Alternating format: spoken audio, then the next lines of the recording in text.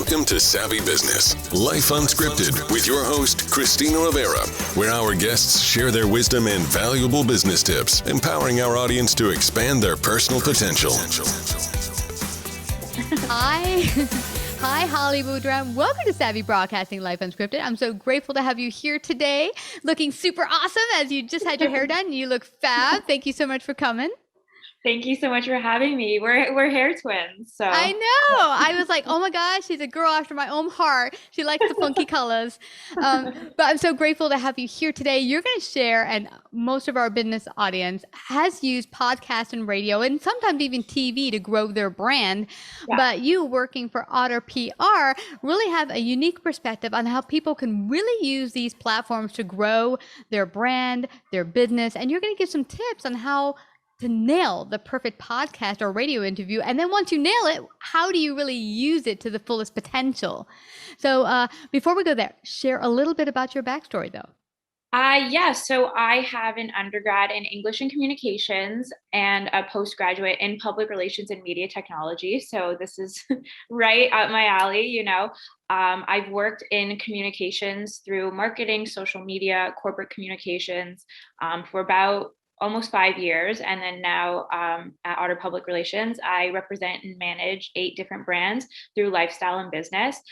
So I have quite a bit of experience working with different brands, all different backgrounds, and really helping them, you know, understand their communications goals and how to get there. And then specifically from a media relations standpoint, which is what interviews are, media relations, how to use those as a tool. It's not just, you know, the big picture. It's a tool to reach those goals, and I help them do that.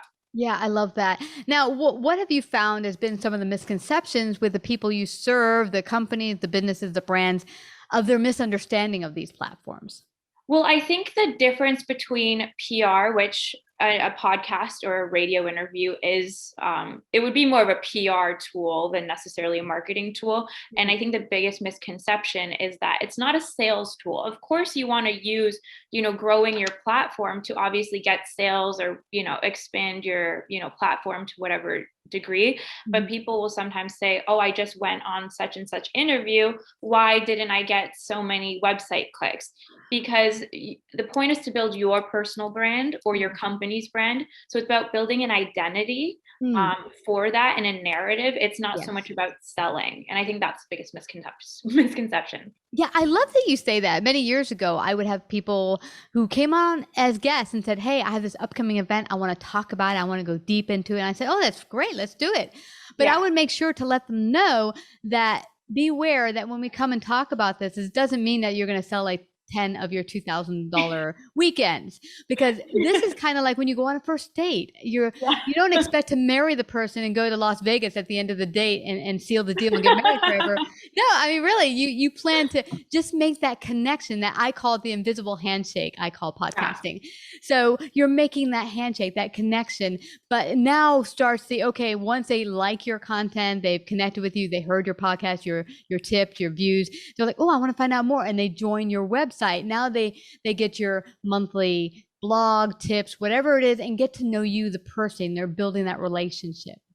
No, exactly. And to kind of go off what you were saying, that kind of invisible handshake, one thing that I always tell people is authenticity is so important, because people, you want to sell yourself. You know, it's not so much about the product, it's about yourself and really showing who you are and who you want to be on behalf of the brand. And that's what makes people more drawn to you. You know, there could be 1,000,000 makeup companies out there, but if you're interesting, that's why, you know, the Kardashians do so well, because people, their publicity is so good and they kind of have that platform. It's not because they've great quality products, it's because of who they are. And I think that's the biggest distinction. That's interesting, because some of my favorite podcasters or video bloggers have been the ones with the wonderful personality behind them. Yeah, the content's great. The guests they might have on, if they do guests, are great, but it's really them that you're buying. You're into them, and that's why you listen. Now, if someone is a business owner and they say they want to use podcasting, radio, or even TV to grow their brand, how do they even nail that perfect podcast, radio, or interview? How do they do that? So what's funny is I'm on a podcast. So if I don't do some of the things that I am telling them, don't follow my lead. Okay. Just listen to what I say. Do as I say, not as I do.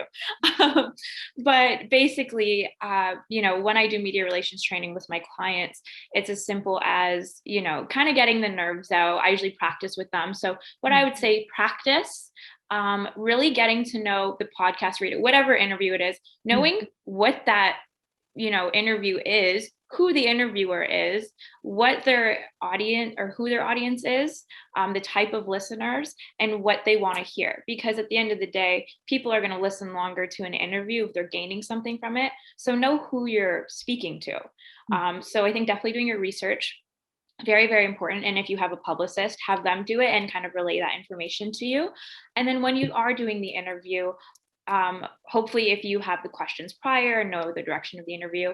I mean, don't read off a script, but kind of know your talking points. It's definitely important, especially if you're highly technical, something science-based or finance-based. You want to know the information you're relaying is correct, and you don't want to get nervous and say the wrong thing. Yeah. And then, oh, I might have a call coming, so you might hear it for a second. I apologize. No worries. Technology. Modern technology. It keeps us modern technology. No, but you make a good point there, because Holly, so many people don't realize that when they're going to put out points, that to have it ahead of time, to know what you're going to really talk about or understand the show you're going on. One gal had told me, well, I just wanted to get on as many shows as possible. She said the wide net as possible will get me the results I want. So she went on like fishing podcasts, and she's a business owner that does PR relations of sorts. And I'm thinking, okay, that's great, but would you serve that clientele, the people listening in, fishermen and such? And she really wouldn't. So, I mean, it's like walking into a party and say, I'm just going to cast a wide net and talk to everyone in the room. Is that really the best way to focus your attention? Or let's just focus on podcasts or interviews that really focus on what you can bring to the table for that show and for your business at the same time. No, exactly. And that's completely correct. You want to be speaking to who's going to get you in front of the right stakeholders, right? And the right audiences. And of course, if, fishing, say, if she goes on a business podcast as well, sure. But then she should be speaking to the business side of it and not the fishing side of it. You need to change your angle a little bit, right? Yeah.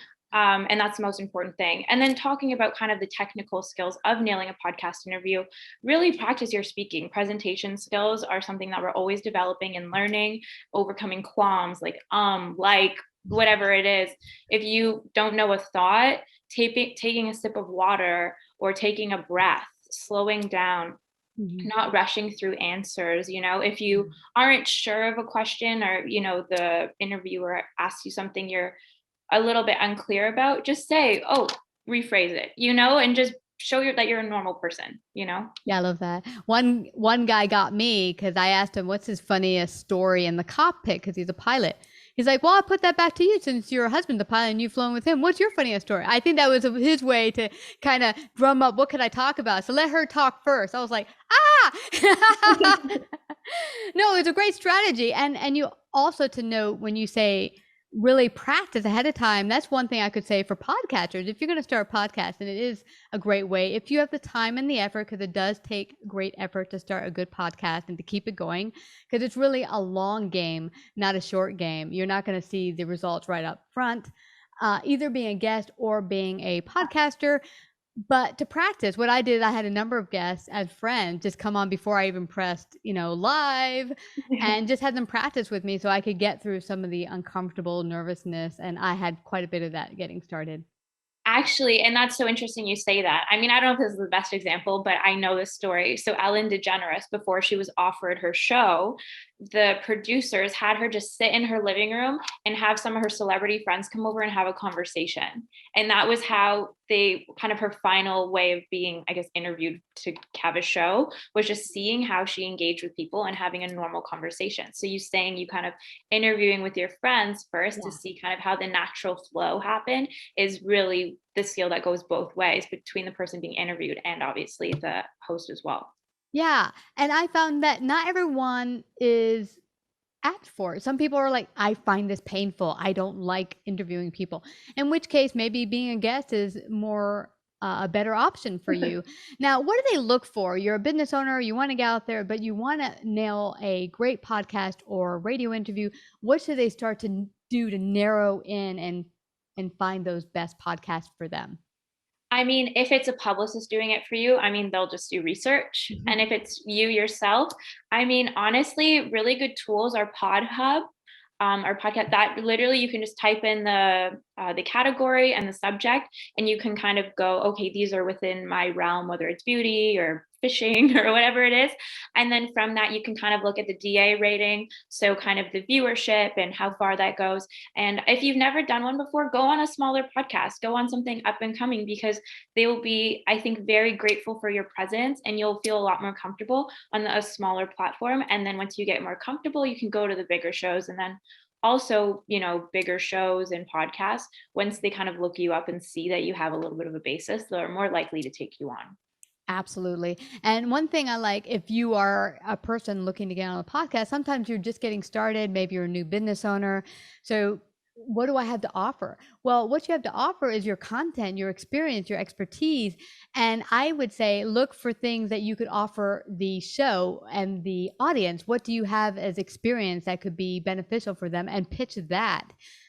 Yeah, no, that's such a good point. And I'm so glad that you brought it up, because this is the biggest thing that, you know, we speak to our clients about, is that you can't just go on a show and say, hey, I'm great. Like you, I mean, you're not going to have that engagement. I'm sure you are, but it's about what can the audience get from you? So, you know, people are more likely to be engaged. Go to your website, do actionable things based on the interview, based on what they gain from you, based on that, 15 to an hour, minute long conversation. So if you're an expert coming on teaching a skill, or just kind of providing insight into something that people can take away, anything that people can gain from, people are selfish. That's the most important thing that we need to know. People are selfish. So if they can get something out of that and feel new or inspired, then you've done your job and you're doing the most for your business that way. Yes, absolutely. And I would say tie it to relevant events as well. I had a gal come on last night. It was very fascinating. She talked about social media and some of the ills and pluses to social media, but she tied it into a recent news story where people were really watching a lot of TikTok, and watching people with Tourette's were actually starting to develop some of those facial tics themselves just by watching it over and over again. And I was like, that's fascinating. So what she did, she used that in her title to pitch her interview.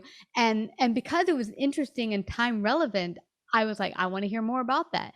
So I think that was a very interesting way to get the message out to podcasters. Like, I could talk on social media, but from this angle that's unique and relevant.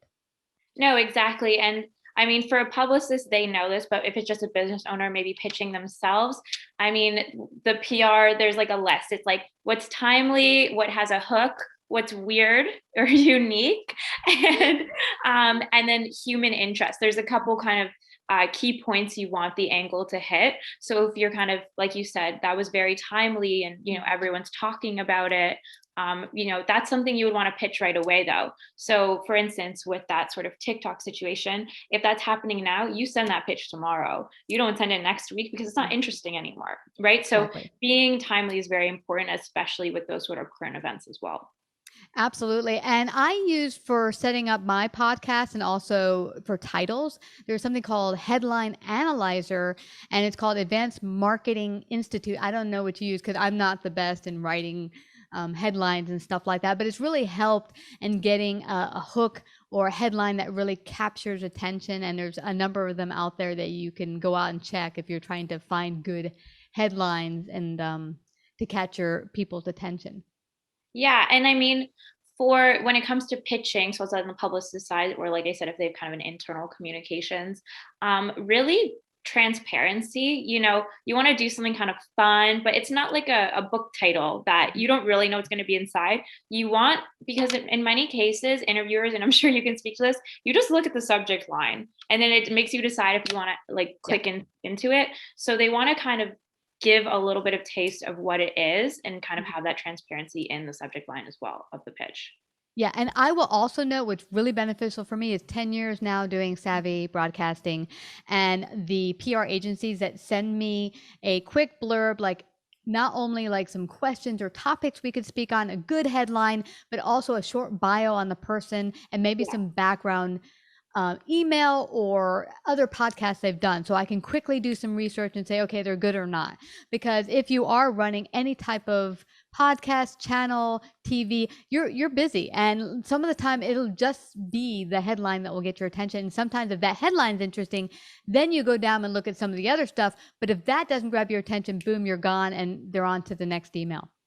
No, exactly. And when I first started PR, I would take so much time writing these pitches and, but then I realized, work smarter, not harder, right? Yeah. It's really about creating a really good subject line, getting the information within the first 2 lines, and then, maybe putting in some points, this is what they can talk on. And Exactly. that I see the most success that way. So Absolutely. on my end. Yeah, absolutely. Well, where can people find out more about you and more about OtterPR? How can they do that? And how can they work with you guys? So to work with us at Otter Public Relations, you can just go to OtterPR.com. On there, it kind of has our about, everything, and all the information about our firm. We are a very fast growing PR firm in the US. We're one of the fastest growing. Currently, I think we're in the top 50. So that's exciting. And we're relatively new. We're a younger PR firm. And we specialize in thought leadership, business, and lifestyle. So we do kind of have quite a few branches. And everyone who works there has different backgrounds. We have people who've worked on Capitol Hill. I have a sports background. There's former broadcasters. So there's a lot of people within the specialties that you need. So yeah, OtterPR.com. And then on there, it has each publicist, who they are, and then kind of what they specialize in. So you can even, say who you'd rather work with. I love that. Where did because I see the logo is an otter, and I love that animal. Well, why did they choose that? I'm just curious. Do you know why? So I can't speak too in depth about this because that'd be more Jay and Scott, our founders. Yeah. But they have really strong business and marketing backgrounds. And so they like the kind of kitschiness of it and the idea that otters themselves, they work in packs, I think, or something. I think it's something like that. So it's sort of the idea of us kind of creating a unity and community with our clients, and then kind of helping them do the same with their stakeholders. I love it. Yeah. And it's interesting. You think often it's not the logo that makes the company, it's the company that makes the logo. But there are some logos, once you've built your brand up and people know you, that really, boom, you see the otter, it's like, yeah, OtterPR. Yeah. No, and I think it is fun because, some we're obviously a boutique PR firm, but some big name PR firms, it's very much just the name, but people recognize us by that branding, and I think that's what's unique to our firm, which is great. Yeah, it is. Well, I just have to thank you again, Hollie, for sharing your great tips today. I know you've given all of our business owners something to think about in the new year and get out there and really build their brand in a creative but helpful way to grow their business. So thank you so much for coming to Savvy Broadcasting. No, thank you so much for having me. You betcha. Like, subscribe, and share this episode. To listen to more savvy episodes and savvy biz tips, go to www.lifeunscriptedradio.com. To find out about our paid sponsorship opportunities or how to become a guest, email Christina at lifeunscriptedradio.com.